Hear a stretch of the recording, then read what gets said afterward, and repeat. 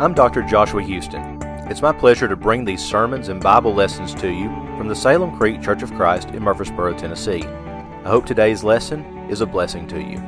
Now open your Bible, open your heart, and let's dive into the Word together. Biblical truth, practical wisdom, faithful teaching. That's deeper in the Word.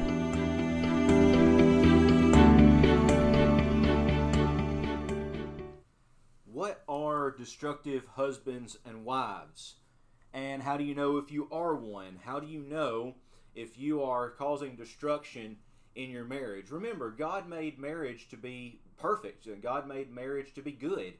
God created marriage in the Garden of Eden with everything else that He created, and at the end of His creative pattern, He said it's very good. And Eden means pleasure and delight. So everyone has a 100% chance of success in marriage if you do it God's way. But these destructive behaviors can come in, and the question is, what do we do when those destructive behaviors come in, and how do we deal with them? So when there is destructive behavior in the marriage, the only response to that is to address and fix it. What you cannot do is you can't ignore it, number one. You can't ignore it, because if you ignore something, it's just going to get worse. And number two, you can't enable it.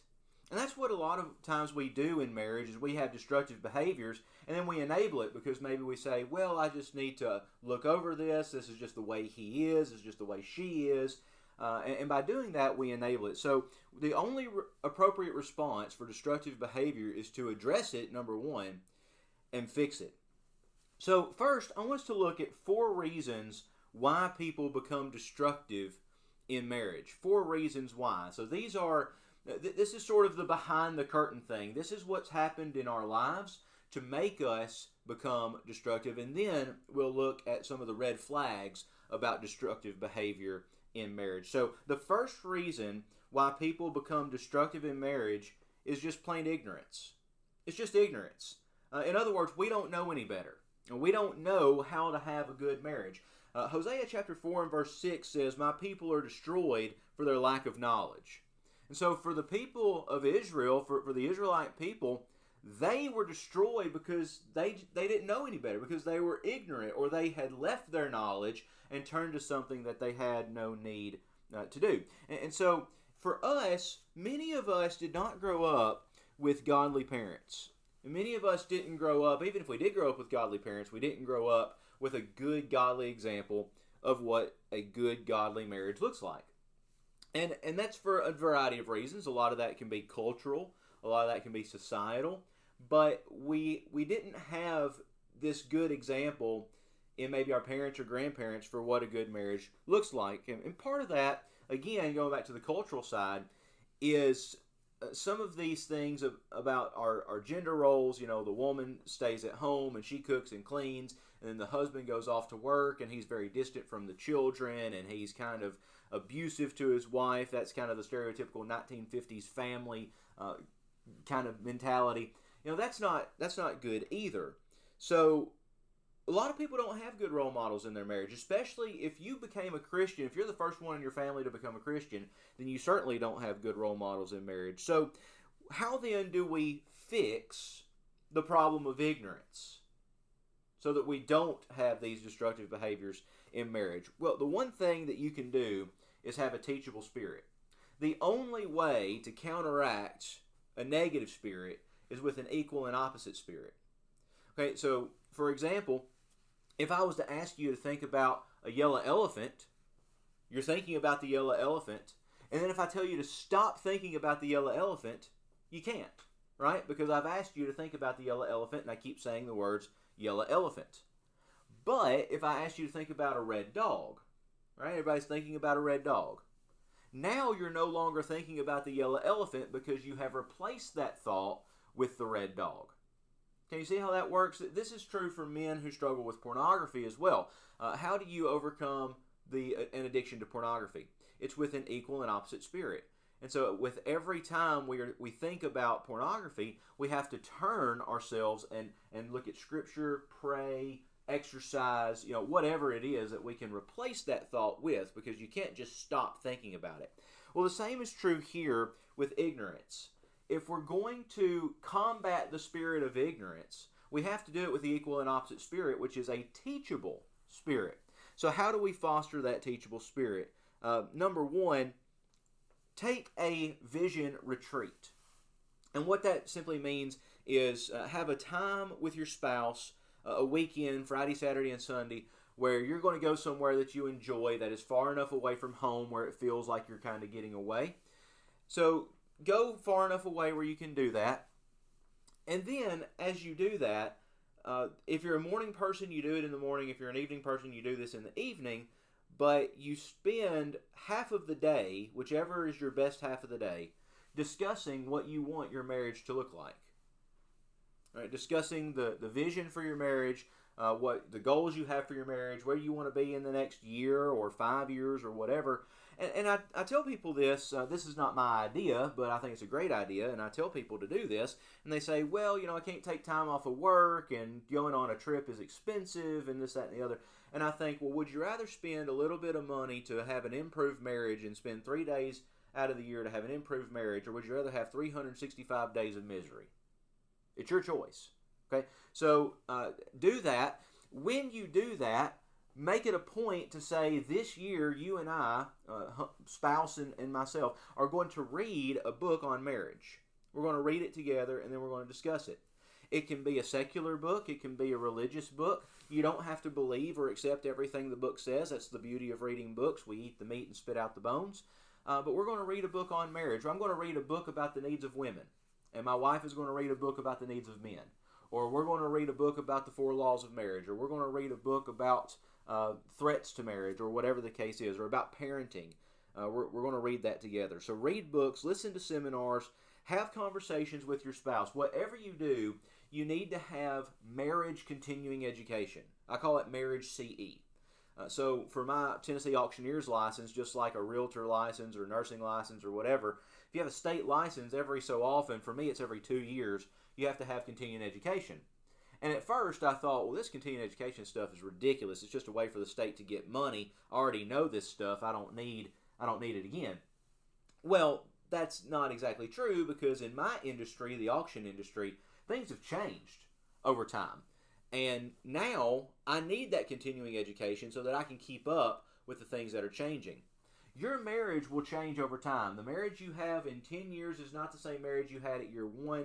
The marriage you have in 20 years will not be the same marriage that you had in 10 years. And so as you grow and change, your spouse is going to grow and change, and you need to be willing to explore the other person as best as you can.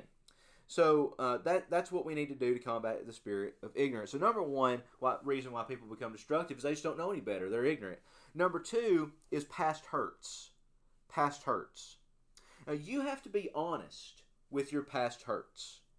All of us have past hurts. Some of us have more trauma than others. And I know that word gets thrown around a lot today in sort of counseling circles. Everybody has trauma this and trauma that. But it is true that we all have various types of traumas. And those traumas can negatively impact us, and we take our trauma into the marriage. And so if I have past hurts, what I have to do is be willing to show weakness. Right? This is the whole point about open and honest communication, which is a woman's number 2 need. Women are emotionally immodest, and they are very good about showing their emotional weakness. If something bothers them, if they don't like something, if they've had some kind of traumatic experience, most of the time they're okay sharing that and talking about it on an emotional level. Men, on the other hand, we are emotionally modest, and so we are not very good at that. We're not good at showing vulnerability or showing weakness. One marriage counselor said, you cannot kick the devil off his own property, but you can change owners. And so what's the devil's property? Well, Paul tells us in Ephesians chapter 4 that we should not let the sun go down on our wrath. Right? Don't let the sun go down on your wrath. Be angry and sin not. Don't let the sun go down on your wrath or give foothold to the devil. And what that means is today's anger is fine. Right? Be angry and sin not. Today's hurt is okay. Today's hurt belongs to God. And you can feel for today's hurt. Yesterday's hurt, though, belongs to the devil. And what I can't do in my marriage is bring up yesterday's hurt from an ex-boyfriend or girlfriend, from a former relationship or from family or from my job, and transfer that to my spouse. I can't do that, okay? Because yesterday's hurt belongs to the devil. Today's hurt belongs to God. And shame and pain are the devil's. Shame and pain, rather, are the devil's playground. When Adam and Eve sin, they cover themselves with fig leaves. They realize their nakedness. They realize their shame. And then what do? They go hide themselves. They hide, and that's the devil's playground, isn't it? They hide in the bushes and the trees, and they're hiding themselves from God in the creation that God has made. Well, what is it the serpent does? The serpent hides in the trees. The serpent hides in the branches. So where we hide, where we retreat to, is the devil's playground. What we want is that openness not only with God, but with our spouse. Now, people are responsible for our shame and pain, right? We don't intentionally hurt ourselves. We certainly are the victims of that shame and pain. And again, I don't want to use the term victim so loosely here. But another thing to keep in mind is we have to take responsibility for our actions. Now, I'm not saying that you're to blame for your past hurts. But what I am saying is you're to blame for what you do with those past hurts. Forgiveness is hard. But what we have to do to overcome those past hurts is be willing to forgive. In fact, Jesus tells us in Matthew chapter 6 that if we are not willing to forgive people when they sin against us, then God is not going to forgive us when we sin against Him. So my forgiveness of somebody else is a prerequisite for God's forgiveness of me. So how do we forgive those who hurt us? Well, first we realize that when we're hurt and we don't forgive, we have a tendency to take that out on those who are closest to us. So let me give you this kind of example here. Let's say you go to work and the boss comes in and you're behind on your work, and the boss yells at you and calls you every name in the book, and you're just a terrible, no good, very bad person. And so you have all that, you're behind on your work, you finally get to go home, and as you go home, you're stuck in traffic and people are cutting you off, and it's just a terrible trip home. You get home, you realize that on the way home you picked up a nail in your tire, and as you get out, you now have a flat tire. You walk in, and little Billy comes up to you, and little Billy's got his report card, and he has all F's on his report card. And then your wife comes up to you and starts fussing at you for not putting your clothes in the dirty clothes hamper, but instead they're on the bathroom floor. And then the dog runs by. And as the dog runs by, the dog brushes your leg, and you rear back and kick the snot out of that dog. All right, what was the one thing in that whole story that didn't negatively impact you? It was the dog. But you kicked the dog. Right? So you see how we take out our frustrations on those who don't deserve it. That's quite typical.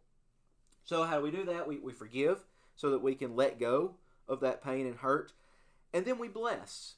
And this is incredibly difficult to do. Luke chapter 6 and verse 28, Jesus says, "Bless those who curse you and pray for those who abuse you." You cannot hate someone that you're blessing. You can't hate someone that you're blessing. And so what we need to do is get in our prayer closets and ask God to bless the people who have hurt us. To say, I forgive you. God, help me to have a forgiving spirit. And God, I pray your blessings on this person so that they can come to know you and come to repent of their sin. Okay, if you can do that, you can overcome your past hurts and not take that out on your marriage. So number 1 is ignorance. Number 2 is past hurts. Number 3 is bad friends and negative influences. 1 Corinthians 15:33, quoting there from Proverbs chapter 13 and verse 20, bad company corrupts good morals. Your friends predict your future. Studies have been done on this all over the place.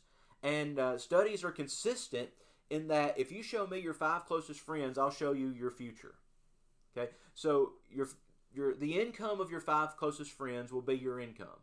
So if you're not making the amount of money that you want to make right now, you probably need some different friends. Okay, get friends who make more money than you. Your family, if you're around friends who are in multiple divorces and have multiple children with multiple different people, and all of these things, then your life is probably going to be like that. So who we spend our time with really makes a difference in our lives. Your friends predict your future. So who should we be friends with? Well, your closest relationships need to be with people who are Christians. I mean, I think that's point blank enough. In fact, in the New Testament, in the early church, when you became a Christian, you completely were cut off from the rest of your family. Right? The Jews thought Christianity was blasphemy. The Gentiles thought Christianity was stupid.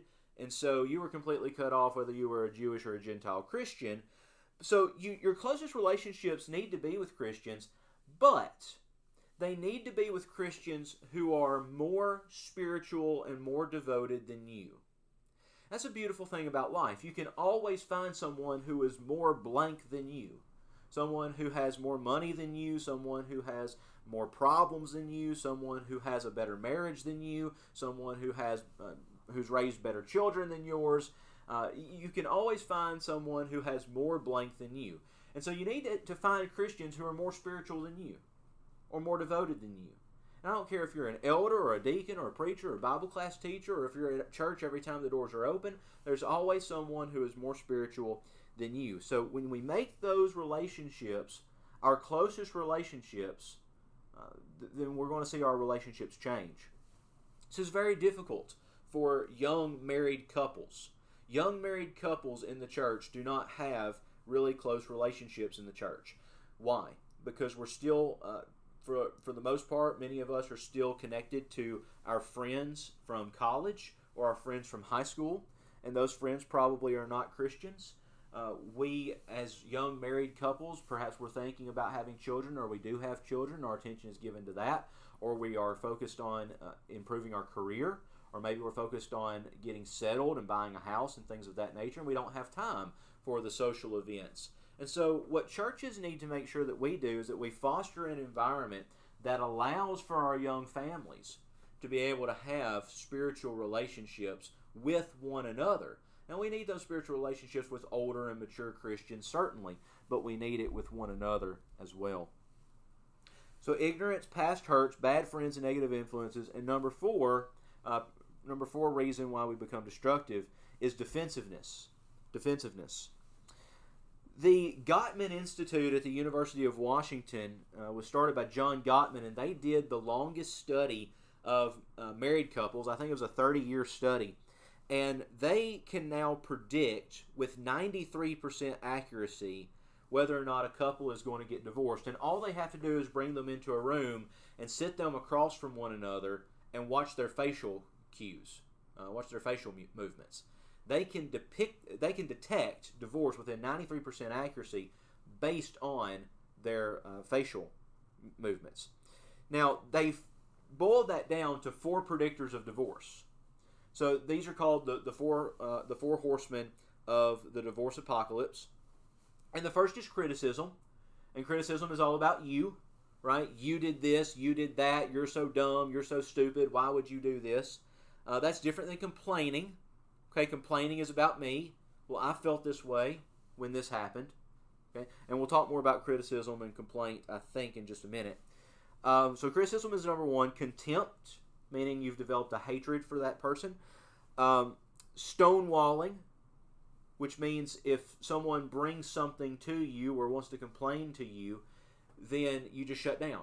You give the silent treatment, you go sleep in the other bed, you leave the house, whatever the case is.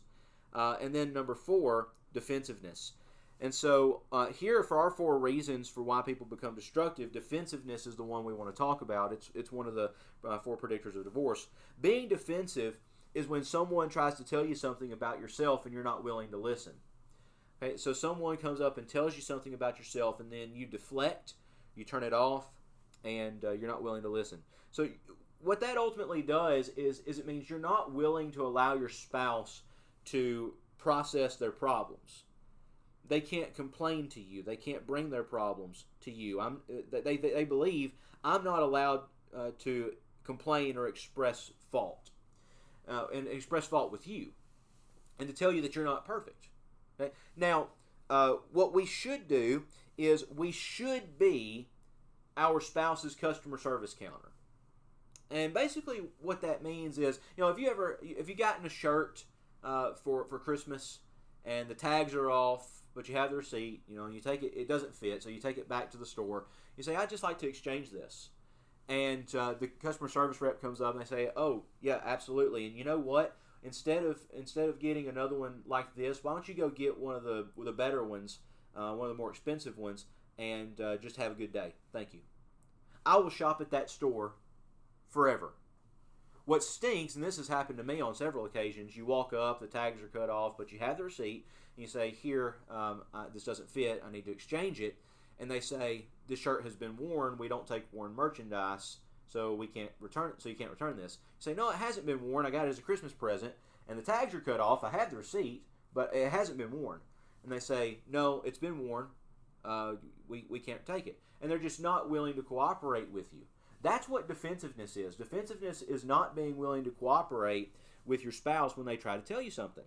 And so we have to be our spouse's customer service counter. If you have a problem, I will crawl through cut glass and lemon juice to make sure that your problem is resolved. You can come to me with whatever problem you have. So, how do we navigate through defensiveness? Well, we realize that we can still disagree, even though I validate that you're upset. We may not come down on agreeing about this, but I understand you're upset, and you can bring your complaint to me, and you can be upset with me, and we can leave loving one another, but we can still disagree about this. If you are a defensive person, that displays emotional weakness, and what we really have to do is work on ourselves in order to make sure that we have emotional strength. Realize that every functional family talks. Okay, dysfunctional families don't talk. Dysfunctional families give the silent treatment. Dysfunctional families yell. Those are the two ends of the spectrum. Dysfunctional families yell, and dysfunctional families shut down. In the middle of that are functional families that talk. They bring up their hurt, they bring up their problems, and they talk about it. And so we can have honesty and share openly when we are just willing to talk about the issues. So those are the 4 reasons why we become defensive. Now the question then becomes, how do I know if I'm defensive in the marriage? So I'm going to call these the red flags. These are the 4 red flags of defensiveness, and maybe you have this in your marriage, and if you do, we need to draw back and figure this out. So these are the 4 main destructive behaviors in marriage. Number 1 is criticism. We talked about criticism previously as one of the predictors of divorce from the Gottman Institute. Criticism is all about the other person, right? So criticism is about you, okay? Criticism says it's your fault, you did this, you're so dumb, you're so stupid. Complaining, on the other hand, is about me. I felt hurt when this happened. My feelings were hurt. And in a good marriage, I should be able to come to my spouse and say, honey, I love you, but when you said that the other day, that really hurt me. Okay, that's complaining. Criticism is saying, I can't believe that you would ever say that. You see the difference? All right, so remember Proverbs chapter 18 and verse 21, that death and life are in the power of the tongue. God has a plan for your marriage, but the devil has a plan for your marriage too. And our tongue is our greatest weapon. So for criticism, this is the rule for criticism. It's called the 10-to-1 rule. And it means that for every criticism that we get, we have to get 10 compliments in order to override that one criticism. This is especially true for people whose love language is words of affirmation. If your love language is words of affirmation, then your spouse needs to be someone who compliments you and encourages you on a daily basis. And for those of us whose expression of love language isn't words of affirmation, that's very difficult, because we think, why do you need all these compliments? Don't you know that I like you the way you are? And the answer is no. For words of affirmation people, we need those compliments, because when we get one criticism, our entire day is ruined. So praise more than you criticize. Right? Remember the virtuous woman in Proverbs 31. The text says that her husband is an elder in the gates of the city. And it's attributed not to the husband, but to her. It's her husband who's an elder. And so she honors him in the place that he is. And she honors him in the place that he wants to be. It's likely from the text that he's there because of her, not because of himself. So spouses need to take responsibility for your spouse's self-esteem. We need to be our spouse's biggest fan. We need to be rooting for our spouse, and that's the way that we combat criticism. So number 1 is criticism. Number 2 is control and dominance. Control and dominance just means there's a disproportionate control of the relationship. Men and women are total equals in the marriage, though we have different roles. And yes, wives are commanded in Scripture to submit, but we are all commanded to submit to the Lord. So my wife's relationship to me is the same as my relationship to the Lord. I submit to the Lord because I know that He loves me. So that doesn't mean that there's a disproportionate set of power in the relationship. We're total equals in marriage. Every decision that you make in marriage, you need to make together. Okay, every decision you need to make together. Now, that does not mean that husbands need to override their wives in everything. You're probably going to disagree. And it's hard because as a husband, we are called to make difficult decisions for our families that our wives and children probably will not agree with, but that will be the best decisions for us. It's incredibly difficult for us to do that, but we have to do that. And so, wives, give your feedback, give your influence, but husbands, at the end of the day, we're charged with being the head of our households. So we make these decisions together, leaving the husband to be the one to make the ultimate decision. But the cure to control and dominance is just to say, I'm not going to leave my spouse behind. I'm not going to go off and do what I want. I'm not going to go off and do all these things without my spouse's input. Now, we might disagree, and we might have to come down on disagreement, but I'm not going to leave my spouse behind, and I'm going to make sure that if we need to do something, that my spouse is going to be provided for when we do it. So control and dominance, criticism. Number 3, checking out or emotional abandonment. God says, Hebrews chapter 13 and verse 5, I will never leave you or forsake you. To leave is to physically depart, and to forsake is to emotionally depart. So you think about Hebrews 10:25, it says, do not forsake the assembling of yourselves together as is the manner of some. Don't forsake the assembly. Well, we can be sitting here in this building and forsake the assembly very easily. In fact, we do that all the time because we've emotionally left. Right? We're not emotionally involved.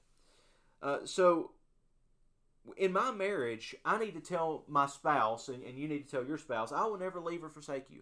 I will never physically leave you, and I will never emotionally abandon you. Okay, but that's a destructive behavior in marriage, is to emotionally abandon or to just check out. How do we emotionally abandon our spouses? Number 1, if we have a fight, we go sleep in the other bed, or we go to mama's house. I know a lot of young couples, these young girls, for example, or these young ladies, I should say, they get in an argument with their spouse, and the first thing they do is pack a bag and go to mama's. No, we're not doing that. We're not going to mama's we're not doing that. We're not sleeping in the other bed. We're not sleeping on the couch. Okay, we're going to resolve our issue. We're not going to let the sun go down on our wrath. We're going to address the issue and be done.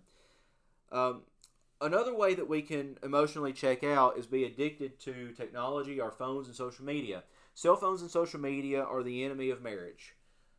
It's a shame that we'll be sitting on the couch watching TV with our spouse, and then we have the TV on, and then we're looking at our phones. Or we'll be laying in bed, and we're looking at our phones while we're laying in bed. That is not good for your marriage. So my recommendation is take your phone and have a set time every night that you're going to put your phone up. You're not going to look at your phone. And then, as you're not looking at your phone, charge your phone that night in a separate room or in the bathroom or something like that. And people will say, yeah, but I use my phone as an alarm clock. Okay, well, be an adult and go buy an actual alarm clock.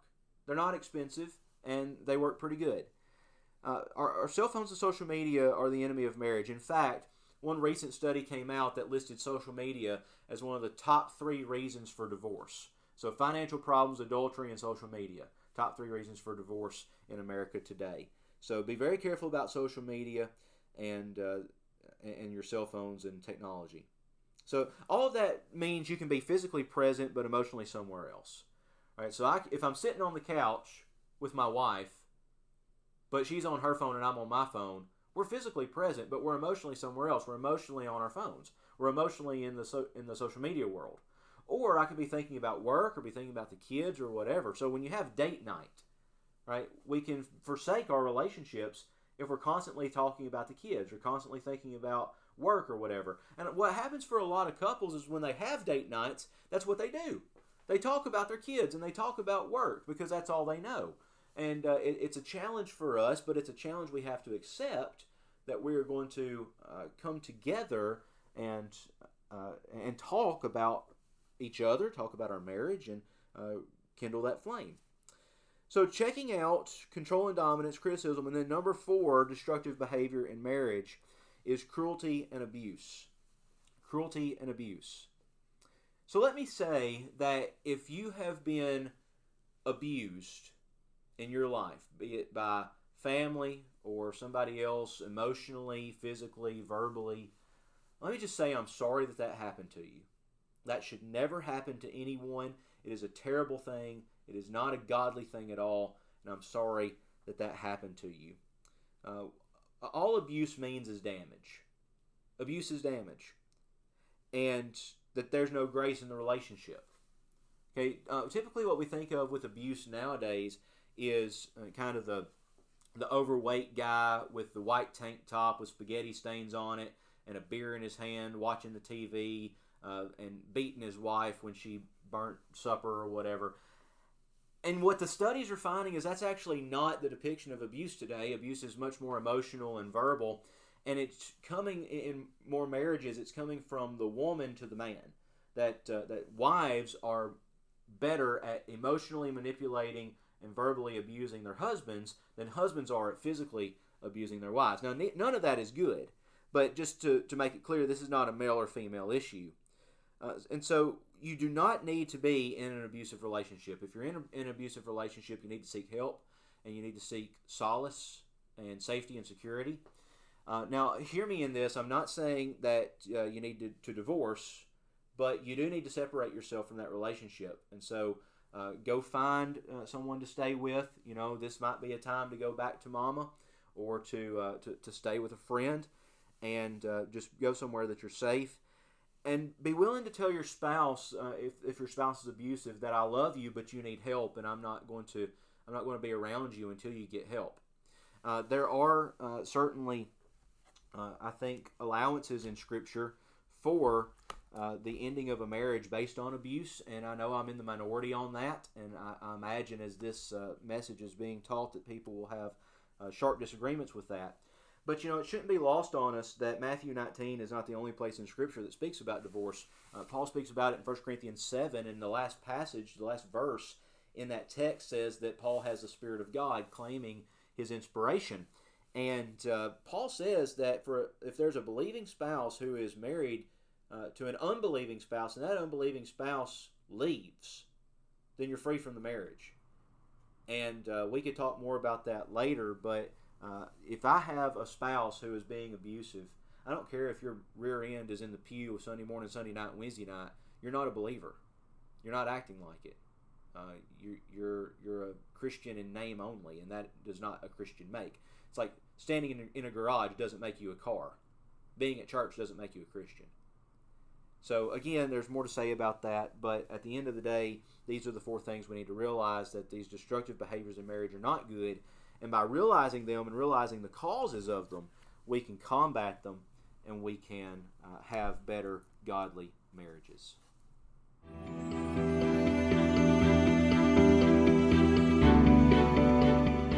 Deeper in the Word is proud to be part of the Ministry League network of podcasts.